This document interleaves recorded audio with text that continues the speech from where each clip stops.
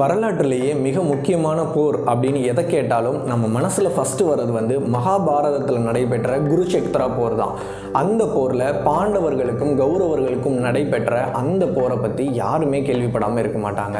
போருக்கான காரணம் அப்படின்னு பார்த்தீங்கன்னா ரொம்பவே சிம்பிள். பாண்டவர்கள் கௌரவர்கள் கூட சூதாட்டத்தில் ஈடுபடும் போது அந்த சூதாட்டத்தில் வந்து பாண்டவர்கள் வந்து தோற்றுருவார். இதில் பாண்டவர்களில் முக்கியமான தருமன் வந்து அவர்களோட தம்பிகள், இடங்கள், அரண்மனைகள், அவரோட மனைவி திரௌபதி முதற்கொண்டு எல்லாரையுமே பந்தயமாக வச்சு ஆடுவார். அதில் வந்து தோல்வி அடைஞ்சதுனால கௌரவர்கள் பாண்டவர்களுக்கு வந்து ஒரு விதமான தண்டனை கொடுப்பாங்க.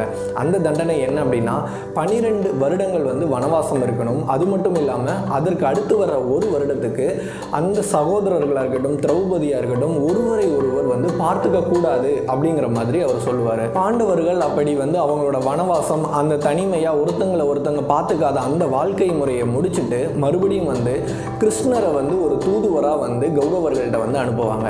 இந்த மாதிரி நாங்கள் வனவாசங்கள் எல்லாத்தையுமே முடிச்சிட்டோம், நாங்கள் இழந்ததை மறுபடியும் தாருங்கள் நீங்கள் சொன்ன மாதிரி அப்படின்னு சொல்லிட்டு கிருஷ்ணரும் வந்து ஒரு தூதுவராக கௌரவர்கள்ட்ட வந்து போயிட்டு கேட்பாங்க. ஆனால் அந்த இடத்துல என்ன பண்ணிடுவாங்க அப்படின்னா கௌரவர்கள் அவங்க வந்து அந்த ஒரு வருஷ காலகட்டங்களில் வந்து ஒருத்தங்க வந்து பார்த்துக்கிட்டாங்க. அதனால் இன்னும் 12 வருஷங்கள் அவங்க வனவாசம் இருந்தால் மட்டும்தான் நாங்கள் இதை வந்து தருவோம் அப்படிங்கிற மாதிரி சொல்லிடுவாங்க.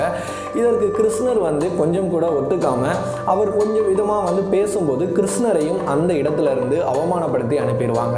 இதுதான் வந்து அந்த மகாபாரதத்தில் நடைபெற்ற மிக முக்கிய பெரிய போரான அந்த குருஷேத்திரா போருக்கு வந்து ஒரு அடிப்படை காரணமாக இருந்தது. இந்த குருஷேத்திரா போரில் அசைக்க முடியாத ஒரு வீரனாக இருந்த துரியோதரன், கௌரவர்கள் சார்பாக போட்டியிட்ட அந்த துரியோதரன் படுபயங்கரமாக அந்த போரில் வந்து தோல்வி அடைவார் பாண்டவர்கள்ட்ட. அதற்கு முக்கியமான ஒரு காரணம், அந்த காரணத்தை தான் இந்த வீடியோவில் இன்னைக்கு நம்ம பார்க்க போகிறோம். பாண்டவர்களாக இருக்கட்டும், கௌரவர்களாக இருக்கட்டும், 2 பேருக்கும் இடையே பார்த்தீங்கன்னா சம பலத்தில் வந்து அவங்களோட படைபலம் இருந்தது. கௌரவர்கள்ட்ட பார்த்தீங்க அப்படின்னா அவங்கள்ட்ட வந்து வாரியர்ஸ் அதிகமாக இருந்தாங்க. பட் ஆனால் அந்த குதிரைப்படை, யானைப்படை இதெல்லாம் பாண்டவர்களை கம்பேர் பண்ணும்போது கொஞ்சம் வந்து கம்மியாக இருந்தது. ஆனாலும் 2 பேரும் ஈக்குவலாக இருந்ததுனால வெற்றியை யாருனாலையும் தீர்மானிக்க முடியாது அப்படின்னு சொல்லிட்டு கிருஷ்ணரோட உதவியை வந்து நாடலாம் அப்படின்னு முடிவு செய்கிறாங்க. பட் ஆனால் 2 பேருமே அந்த மாதிரி ஒரு முடிவு செய்கிறாங்க. பாண்டவர்கள் சார்பா அர்ஜுனன் வந்து கிருஷ்ணரை பார்க்கலாம்னு நினைக்கிறாரு. கௌரவர்கள் சார்பா துரியோதரன் கிருஷ்ணரை பார்க்கலாம்னு நினைக்கிறாரு. நினைச்சபடியே துரியோதரன் ஃபர்ஸ்ட் வந்து கிருஷ்ணரை சந்திக்கிறதுக்காக போயிடுறாரு. அங்கே போகும்போது பார்த்தீங்க அப்படின்னா கிருஷ்ணர் வந்து தூங்கிக்கிட்டு இருக்காங்க.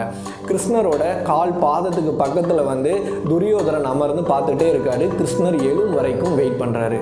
அதே டைமில் பார்த்தீங்க அப்படின்னா அர்ஜுனனும் வந்து கிருஷ்ணரை பார்க்க வர்றாரு. கிருஷ்ணர் வந்து அதே மாதிரி தூங்கிக்கிட்டு இருக்கும்போது அவரோட பாதத்துக்கு பக்கத்திலேயே இருந்து வந்து வெயிட் பண்ணிட்டு இருக்காரு. அந்த ஒரு சூழ்நிலையில கௌரவர்களோட துரியோதரன் அவர் வந்து என்ன நினைக்கிறார் அப்படின்னா கால் பாதம் வந்து இவரோட முகத்துக்கு நேரா இருக்கிறதுனால ஒரு மாதிரி சங்கடமா ஃபீல் பண்ணிட்டு கௌரவ குறைச்சல் அப்படின்னு நினைச்சிட்டு கிருஷ்ணரோட பாதத்திட்ட இருந்து தலைப்பகுதிக்கு வந்து நகர்ந்து போய் உட்கார்றாரு. பட் ஆனா அர்ஜுனர் என்ன பண்றாருன்னா அவர் உட்கார்ந்த இடத்துலயே தான் உட்கார்றாரு. கொஞ்ச நேரம் கழிச்சு கிருஷ்ணர் வந்து 2 பேரையுமே பார்த்து கேட்குறாங்க, என்ன பார்க்க வந்ததற்கான காரணம் என்ன அப்படின்னு அவங்கள்ட்ட கேட்கும்போது ஒவ்வொருத்தங்களும் வந்து அவங்களோட கோரிக்கையை வைக்கிறாங்க. துரியோதரன் ஃபர்ஸ்ட் சொல்றாரு, எனக்கு வந்து என்னோட போரில் நீங்க வந்து என்னோட சைடு வந்து உதவி புரியணும் அப்படின்னு சொல்றாங்க. கொஞ்ச நேரம் கழிச்சு அர்ஜுனரும் வந்து அதே தான் சொல்றாரு. இதனால ஒரு மிகப்பெரிய தர்ம சங்கடமான சூழ்நிலைக்கு வந்து கிருஷ்ணர் வந்து தள்ளப்படுறாரு. கிருஷ்ணர் வந்து 2 பேரையுமே பார்த்து ஒரு கேள்வி கேட்கிறாரு, நீங்க 2 பேரும் தான் போரிட போறீங்க, பட் 2 பேருமே என்னட்ட உதவி கேட்குறீங்க, நான் யாருக்கு உதவி பண்றது அப்படிங்கிற மாதிரி ஒரு குழப்பத்தில் இருக்கேன் அப்படின்னு சொல்றாரு. அதன் பிறகு என்ன பண்றாரு அப்படின்னா நான் வந்து 2 பேருக்கும் ஒரு வாய்ப்பு தரேன், அந்த வாய்ப்பை நீங்கள் எப்படி வேணாலுமே பயன்படுத்திக்கோங்க அப்படின்னு சொல்கிறாரு. அவங்க என்ன வாய்ப்பு அது அப்படின்னு கேட்கும்போது கிருஷ்ணர் என்ன சொல்கிறாரு அப்படின்னா என்னட்ட 10,000 வீரர்கள் கொண்ட ஒரு படை இருக்குது, அது மட்டும் இல்லாமல் நான் இருக்கேன். ஸோ நான் ஒரே இடத்துல 2 பேருக்காகவும் போரிட முடியாது. அதனால் என்னோட 10,000 வீரர்கள் ஒருத்தங்களுக்கும் நான் ஒருத்தங்களுக்காக வருவேன். பட் ஆனால் நான் வந்து போரிட மாட்டேன், நான் ஜஸ்ட்டு அந்த சைடு வந்து நிற்பேன் இப்படி கிருஷ்ணர் சொல்கிறாரு. அது மட்டும் இல்லாமல் நீங்கள் 2 பேரில் உங்களுக்கு எது வேணும் அப்படிங்கிறத நீங்களே முடிவு பண்ணிக்கோங்க அப்படின்னு சொல்லிட்டு அர்ஜுனனை பார்த்து நீ உன்னோட விருப்பத்தை சொல் அர்ஜுனா அப்படின்னு சொல்லிட்டு கிருஷ்ணர் வந்து சொல்கிறாரு. உடனே என்ன பண்ணுறா துரியோதரன் வந்து அதை மறித்து நான் தான் வந்து உங்களை வந்து ஃபஸ்ட்டு வந்து உதவி கேட்டு நாடி வந்தேன், ஸோ எனக்கு தான் அந்த ஃபஸ்ட்டு வாய்ப்பு வேணும் அப்படின்ற மாதிரி அவர் ஆர்கியூமெண்ட் பண்ண. ஆனால் கிருஷ்ணர் வந்து இதிலெல்லாம் ஒன்றுமே கிடையாது, நீ அர்ஜுனா நீனே கேளு அப்படின்னு சொல்கிறாரு. அர்ஜுனரும் என்ன பண்ணுறாரு அப்படின்னா நீங்கள் என்னோட இருந்தால் மட்டும் போதும், எனக்கு உங்களோட 10,000 வீரர்கள் கொண்ட படைபலம் தேவையில்லை அப்படின்னு சொல்கிறாரு. துரியோதனனுக்கு வந்து ரொம்பவே சந்தோஷம். வெறும் கிருஷ்ணர் மட்டும்தான் வந்து பாண்டவர்கள் கூட இருக்காரு. பட் ஆனால் கௌரவர்கள் சைடில் 10,000 வீரர்கள் அடிஷ்னலாக இருக்காங்க. ஸோ நம்ம வந்து ஈஸியாக இந்த போரில் வந்து வெற்றி பெற்றலாம் அப்படின்னு நினச்சிட்டு இருந்தாரு. பட் ஆனால் அந்த போரில் நடந்த எல்லாமே நமக்கு அதற்கு பின்னாடி நமக்கே தெரிய வந்தது தான். கிருஷ்ணர் வந்து பாண்டவர்களுக்கான போர் தந்திரங்கள் எல்லாத்தையுமே பர்ஃபெக்டாக வகுத்து கொடுத்து அந்த போரில் கௌரவர்களோட துரியோதனனையும் சேர்த்து அந்த படையை படு பயங்கரமாக தோல்வி அடைய வச்சார். இந்த இடத்துல கௌரவர்களோட தோல்விக்கான காரணம் என்ன அப்படின்னு நாம யோசிச்சோம் அப்படின்னா, கிருஷ்ணரோட கால் பாதம் தன்னோட முகத்துக்கு நேராக இருக்கு அப்படின்னு சொல்லிட்டு தலைக்கு போய் அமர்ந்தார் துரியோதனன். அந்த ஒரு ஈகோ. அது மட்டும் இல்லாமல் 10,000 வீரர்களா கிருஷ்ணரா அப்படின்னு வரும்போது ஒரு முன் யோசனை இல்லாமல் ஒரு முடிவு பண்ணி 10,000 வீரர்கள் தான் வேணும் அப்படின்னு சொல்லிட்டு துரியோதனன் எடுத்த ஒரு முட்டாள்தனமான முடிவு.